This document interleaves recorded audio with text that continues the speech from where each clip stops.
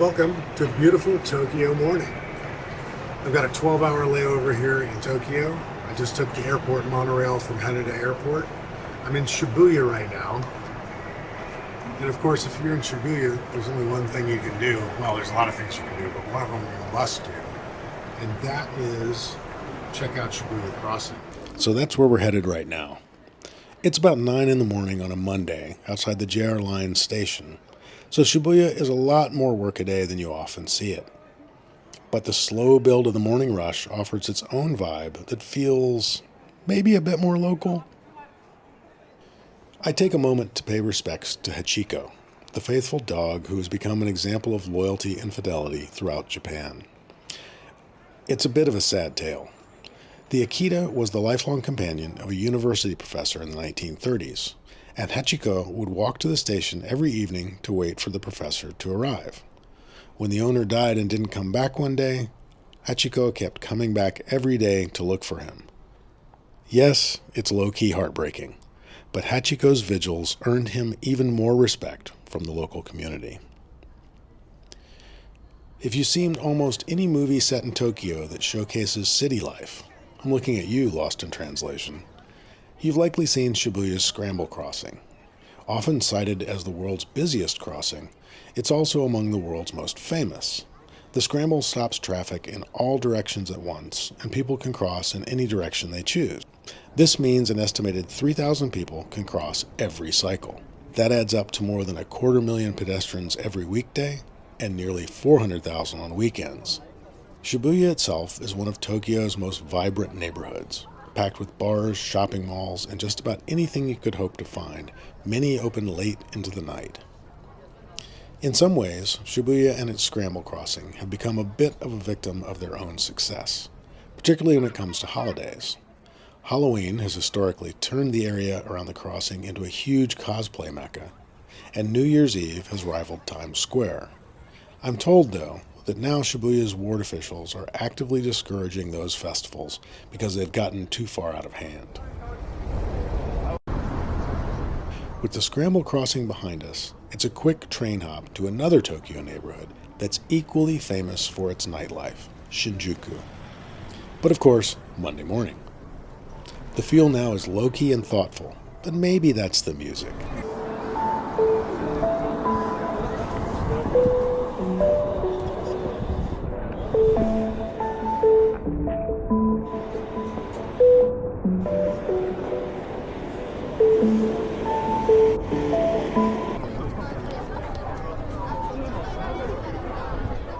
Of course, there's another Scramble Crossing just outside the station. This one is a bit smaller, and somehow it's even more charming.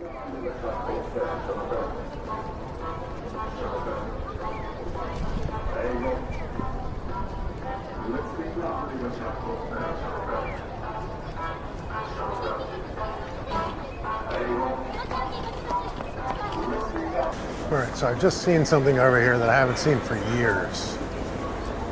And yes, I was right. This, kiddies, is a phone booth. Back in the day, we used to come into these, put money into it, and then you could make a telephone call. I guess it's kind of cool they still have these things. I'm here for something a bit different. And if you're one of the millions of people around the world who like the books of Haruki Murakami, you'll like this stop. But first, we have some time to kill before it opens, so let's go exploring. I turn down a nice, well-kept alley that instantly cuts off much of the noise from the streets.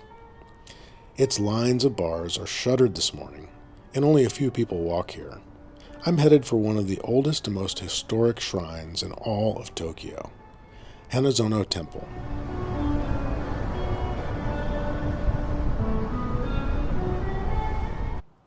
In Shintoism, temples are built to house spirits, and Hanazono, originally built before the Edo period that established Tokyo, honors the androgynous Inari Okami, the Japanese spirit of fox, fertility, rice, tea, sake, agriculture, and business. Given nearly that all of those things, well, except maybe for the fox, are trappings of success, the shrine is a popular spot to offer prayers. It's also a super chill place that feels all the more reverential for the fact that it's located amid soaring concrete buildings that muffle the city's normal sounds, giving it an otherworldly feel that makes a perfect respite from all the hubbub. There's plenty to see here, and to feel. It's hard not to be captivated by the vivid red torii gates of Itoku Inari Shrine, dedicated to relationships and harmony. Apparently, it's quite popular for young couples looking for blessings of love, marriage, and family. Are you getting hungry? I sure am. So as we walk under the gate to leave, I'm thinking food. Time for a nice breakfast. Japanese rolled omelet, extra onions. And because I'm feeling a little American at the moment, a Coca-Cola. It's important to get a little food in my stomach because where we're going next, I might need it.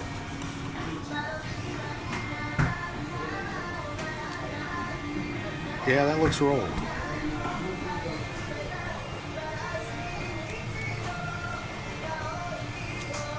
Yeah, that's good.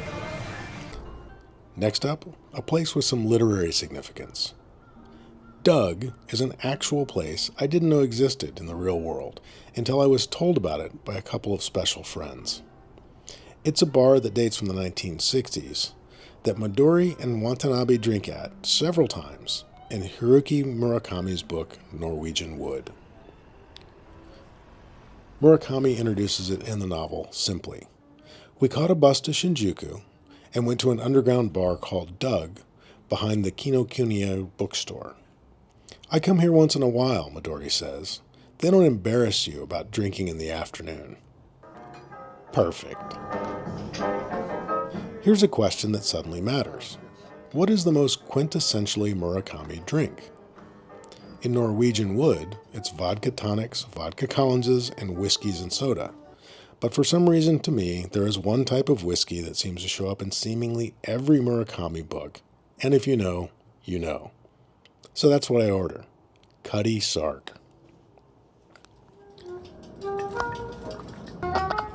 I take the whiskey with one giant rock and enjoy the change in flavor and character as the ice melts between sips, and the jazz music washes over me and the others in the tiny bar, all of us in our own little worlds, lost in time for a few minutes, alone together. Whew, man, such deep thoughts for a single shot of blended whiskey. Time to go to our last stop. I head up the stairs outside and jump back on the JR line to Akihabara, the storied electric town that is home to video games, cosplayers, vintage radio parts, and all things otaku. And I mean that in the best of ways. Electric Town will always be a special place for me because it made such a huge impression when I visited Japan for the first time all the way back in, 1999 or 2000? I was then, and still am now, impressed with Japanese culture, especially video game culture. No judgment, I can't help myself.